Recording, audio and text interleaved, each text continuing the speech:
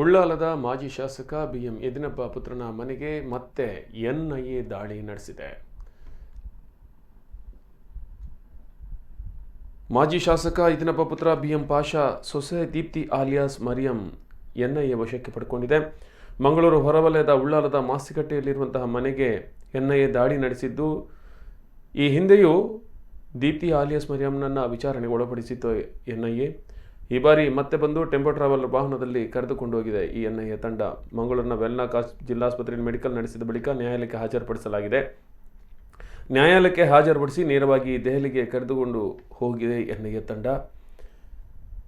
ಇದೇ ಮನೆಗೆ ಕಳೆದ ಆಗಸ್ಟ್ನಲ್ಲಿ ಎನ್ಐಎ ಅಧಿಕಾರಿಗಳು ದಾಳಿ ನಡೆಸಿದ್ದು, 2 ದಿನಗಳ ದಾಳಿಯ ಬಳಿಕ ಬಾಷಾ ಕಿರಿಯ ಪುತ್ರ ಅಬ್ದುಲ್ ರೆಹಮಾನ್ನನ್ನು ಬಂಧಿಸಲಾಗಿತ್ತು. ಆ ವೇಳೆ ಬಾಷಾರ ಮತ್ತೊಬ್ಬ ಪುತ್ರ ಅನಾಸ್ ಪತ್ನಿ ದೀಪ್ತಿ ಆಲಿಯಾಸ್ ಮರಿಯಂ ಮೇಲೆ ಅನುಮಾನ ಬಂದಿತ್ತು. ಆದರೆ ಸಣ್ಣ ಮಗು ಇದ್ದ ಕಾರಣ ಕೇವಲ ವಿಚಾರಣೆ ನಡೆಸಿಬಿಟ್ಟಿದ್ದ ಎನ್ಐಎ ಇದೀಗ ಮತ್ತೆ ಎನ್ಐಎ ದಾಳಿ ನಡೆಸಿ ದೀಪ್ತಿ ಆಲಿಯಾಸ್ ಮರಿಯಂ ಅನ್ನು ಬಂಧಿಸಿದ್ದಾರೆ.